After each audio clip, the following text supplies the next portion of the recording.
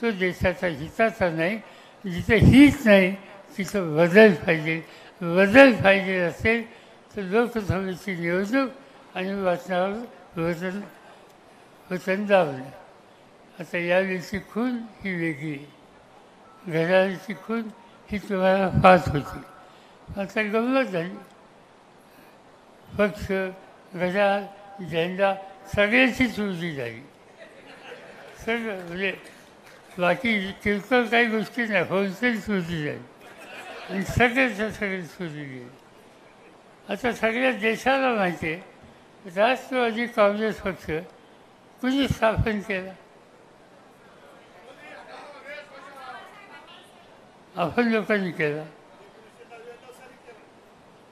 हा पक्ष आपण स्थापन केला.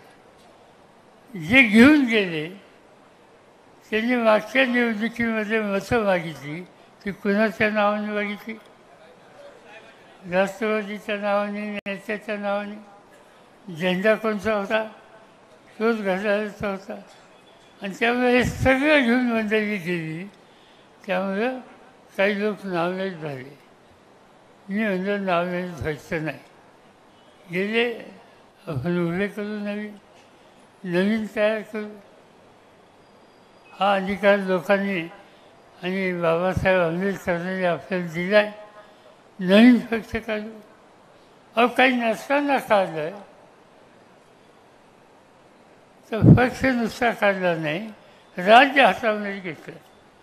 अनेकांना मंत्री केलं, अनेकांना आमदार केलं, अनेकांना खासदार केलं, अनेकांना केंद्राच्या मंत्रिमंडळात घेतलं. नवीन नवीन धोरणं घातली. महिलांच्यासाठी धोरणं केली.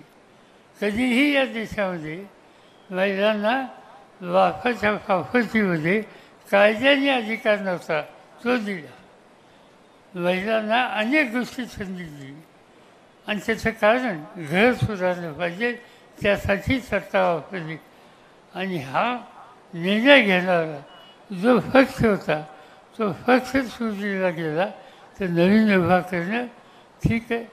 एखाद्या दिवशी आपल्या घरात सुद्धा चोरी होते म्हणून आपण घर चालवणं बंद करतो, पुन्हा एकदा बदल. त्याच पद्धतीनं आज आम्ही हा निकाल घेऊन नवा पक्ष, नवा खून, नवा झेंडे, कार्यक्रम जुना हा घेऊन पुढे आलेलं. आणि त्यावेळेला नेहमीची खून आहे ती आता गेली. आता तुतारी आली. आणि तुतारी कोणती? शिवछत्रपती ज्या वेळेला संघर्षाने जातात तर त्यावेळेला सन्मानाने त्यांना लोक त्यांच्या पाठीशी उभं राहतात. पण विजय संपादन करून ज्या वेळेला शिवछत्रपती परत येतात त्यावेळेला दाराशी या तुतारीने त्यांचं स्वागत होतं.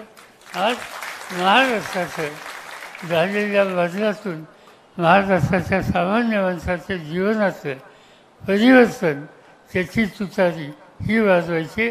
त्यासाठी